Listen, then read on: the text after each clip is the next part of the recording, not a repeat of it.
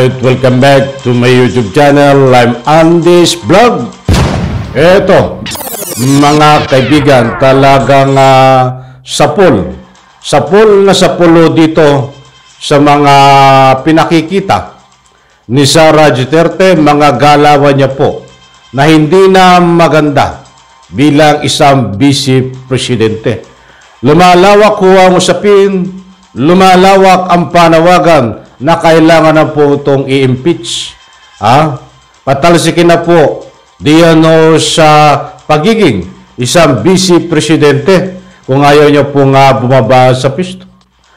Kung ayaw niyang bumaba diyan sa kanyang pisto, sapagkat lumalawak ho ang panawagan ng taong bayan na bumaba na ito sa pisto. Kung ayaw bumaba ay nagkakaroon po at may niluluto na ika nga po matunog na usapin, lihim, confidential na usapin. Baka ito'y magulat na lang bigla at magkamalay, mag-comment. Ito po sa tinatawag na impeach, pagpa-impeach sa kanya bilang hinalal ng taong bayan. Subalit hindi ho nagsisilbi sa Republika ng Pilipinas na sapat. Importante ho yung nagsisilbi ka pag hinalal ka, mga kaibigan. Kung magugunita nyo po, mga mahal kong taga-subaybay, ay bumulusok ho, talagang lumagpak ang kanyang ratings. Ibig sabihin nagsalita na ho ang taong bayan na ayaw na itong paniwalaan. Ay kahit ako, ay matagal ko na hong hindi pinaniniwalaan ito. Dati naniniwala ho ako nung hindi po natin nababasa pa niya. At nawisa rin tayo sa mga nabudol nito. Dahil nagamit niya ang mga matatalinhaga na strategy, taktika para paniwalain tayo. Ba't mula na natuklasan ko? At alam ko natuklasin din ng taong bayan ang kalokohan nito. Ay hindi na ho ako naniwala. Lalo ho ngayon, alam niyo ho, dati ay positive 63% ba? Tingnan natin kung ilan. Ang ratings nito, ng mga nakaraang buwan, positive 63. Ayon sa SWS Satisfaction rating ni BP Sara Duterte, bumaba sa positive 44 sa June mula sa positive 63 noong Marso. Nako po, kaya pala ito ay talagang desperado na. Alam niyo ho, mga mahal nating mga taga-subaybay, tayo po ay walang sinisiraan na tao. Ang atin lang, kahit ako, gusto kong itong si Sara Duterte, ay gusto ko itong ipagtanggol Gusto lang ho. Ba't wala po tayong basihan para maipagtanggol ito? Ang gusto kong ipunto dito sa mga nilalabas niya ho, na laban sa gobyerno.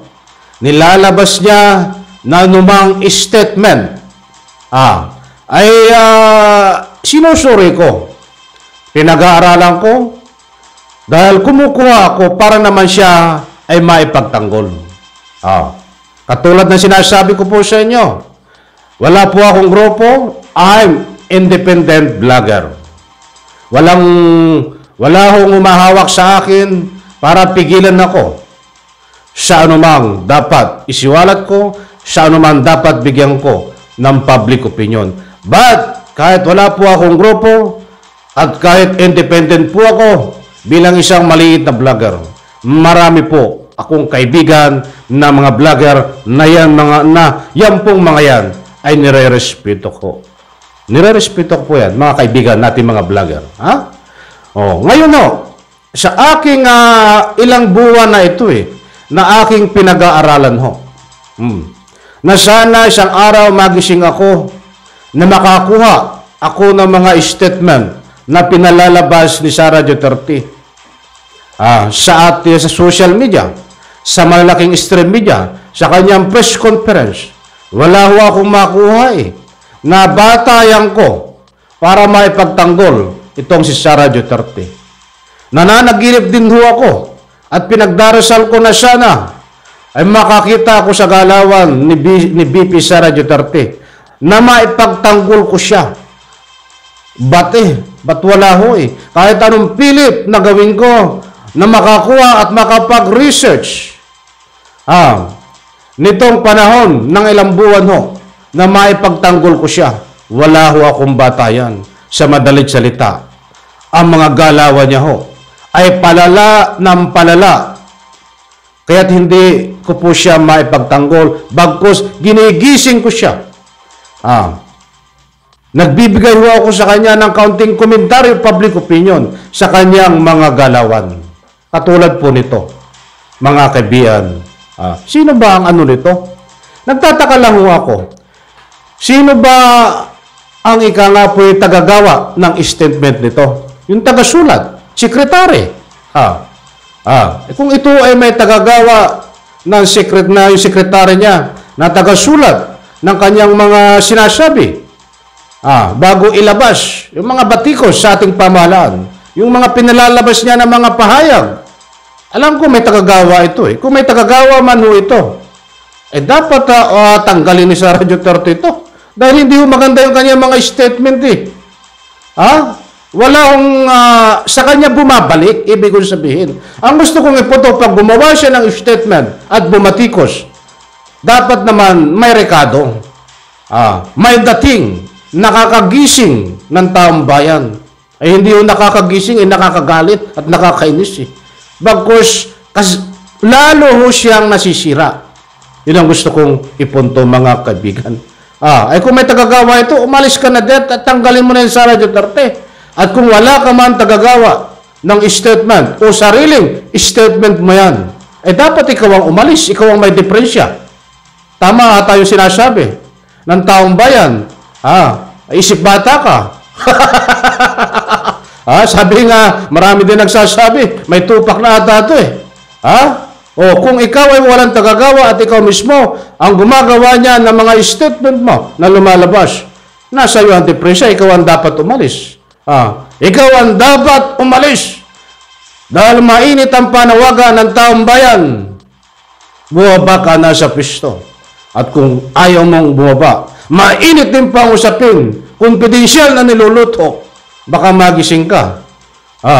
Ay nagkakaroon na ng impeachment sa iyo. Ini isang punto de vista, public opinion, mga mahal kong taga-subaybay. Katulad dito, ilang araw na bumanat ho sa ating presidente.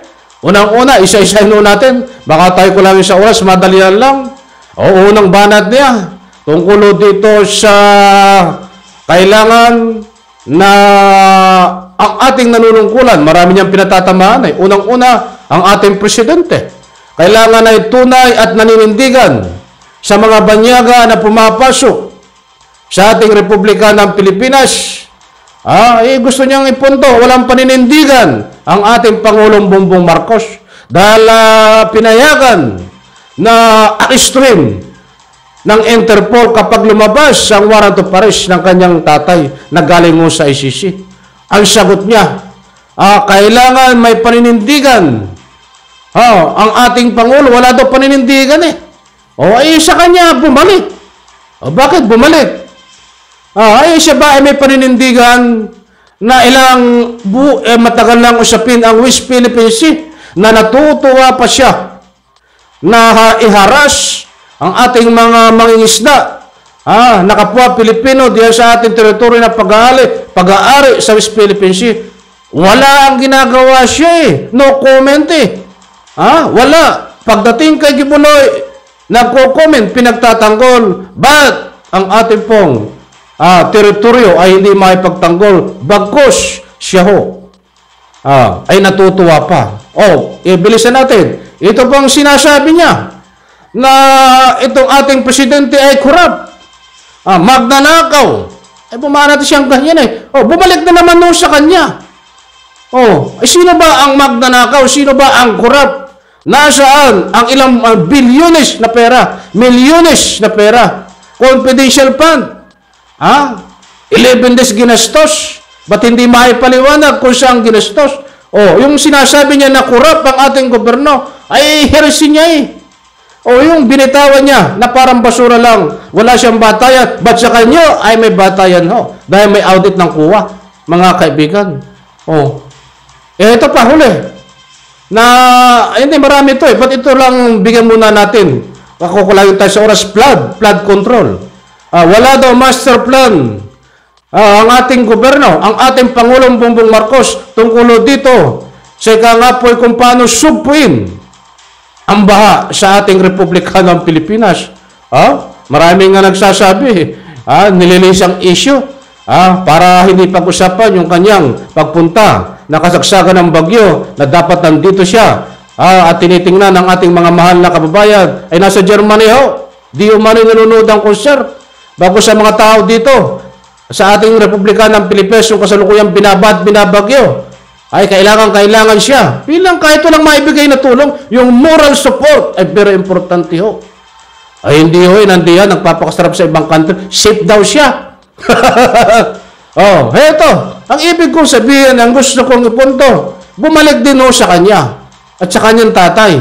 Nung ilang taong nanungkulan ho, ang presidente digong 6 na taon, mayroon ba siyang master plan ang kanyang tatay? Wala, di ba? Dapat kung mayroon siyang nagawa na master plan o pagsugpo sa baha ang kanyang tatay noong panahon na 6 years na nanunungkulan itong si Digong, dapat ipagpatuloy ng ating kasalukuyang Vice Presidente ang ginawa ng kanyang tatay tungkol dito sa pagsugpo ng baha, ang tinatawag na master plan kung paano sugpuin. Ay wala ho eh. Walang maipagpatuloy ang ating kasalukuyang gobyerno ngayon bagkus nagsisimula pa lang, nag-aaral. Dahil walang maipagpatuloy, dahil wala ngang ginawa ang kanyang tatay. Ngayon, logic tayo. Bakit mo sasabihin Sara Duterte na walang master plan, walang ginagawa ang gobyerno, walang ginagawa si President Marcos sa pagsugpo ng baha? Bumalik sa iyo. Dapat yan na itanong mo sa iyong tatay at dapat itanong mo din sa iyong sarili dahil isa ka sa Vice Presidente na katulong sa pagsugpo kung ano ang mga plano.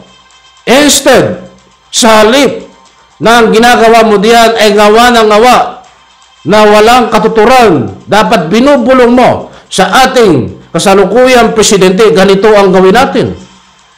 May kapangyarihan ka na gumawa kung ano ang karapat-dapat gawin para sa pagsugpo at ikagaganda ng ating Republika ng Pilipinas katulad o dito sa pagsugpo ng baha dahil ikaw ay isang Vice Presidente. Kami ay walang magagawa dahil ang tanging gawin po lang namin suportahan ang gobyerno kung ano man ang karapat-dapat naming isupport na tama. Ba't ikaw ay napakalaki ang maiambag mo dahil pangalawang pangulo ka na hinalal at pangalawang kataas-taasang nagsiservisyo sa ating Republika ng Pilipinas.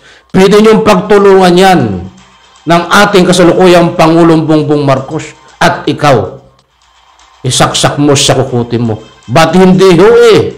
Iba ang nasa isip mo eh. Manira! Dahil sa iyong pansariling interes, kung ano-ano na walang batayan na sinasabi mo bilang paninira sa kasalukuyang gobyerno. Kaya't ngayon ho, akala mo ay magtatamasa ka, akala mo ay paniniwalaan ka ng taong bayan bagkos. Isa sa mga dahilan din yan kung bakit ayaw na sa iyo ng taong bayan, kung bakit bumaba ang ratings mo, pababa ng pababa, spaghetti, pababa ng pababa. Kaya't ang supli at ganti ng taong bayan na nanawagan, bumaba ka sa pisto at kung ayaw bumaba, baka magising ka isang araw. Nandiyan na niluluto at malakas na usapin na impeachable ka. Pwede kang i-impeach. Malawak po ang usapin niya at napakainit. Bueno mga kaibigan, wala na po tayong oras. Maraming salamat po. Pagpalain po tayo lahat. Isang like lang ho sa video na ito. Sa comment section ho. Huwag po kayong may kalayaan po kayo magbigay ng anumang public opinion. Bye-bye, palakpakan.